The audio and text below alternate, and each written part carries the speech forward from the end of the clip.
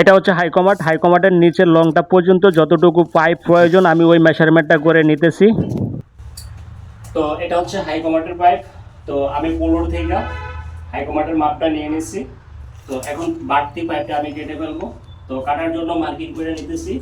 এখানে আমার 6 সেন্টি রাখতে হবে পাইপটা 15 থেকে উপরে।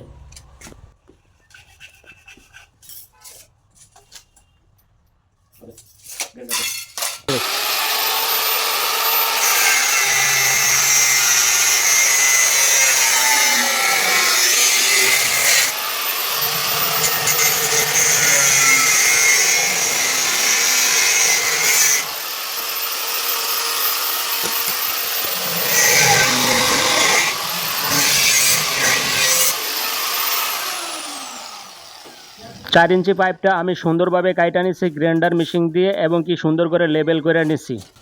তো পাইপটা কাটা হয়ে গেছে, আমি জায়গাটা পরিষ্কার করে নিচ্ছি। এখানে সিলিকন গাম দিয়ে তারপর আমি হাই কমারটা বসাবো। তো এখানে যে পাইপটা বাড়তি রাখছি এই পাইপটা কমার্টের যে অংশটা আছে অংশটা পাইপের ভিতরে ঢুকে যাবে।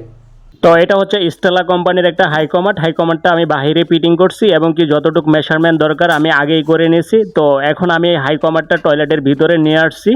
তো এখন পাইপ যেই লেভেলে আছে যেই পরিমাণে যেখানে আছে আমি ওইভাবে হাইকমার্টটা পাইপের উপর বসায় দিব, বসানোর পর মার্কিং করব।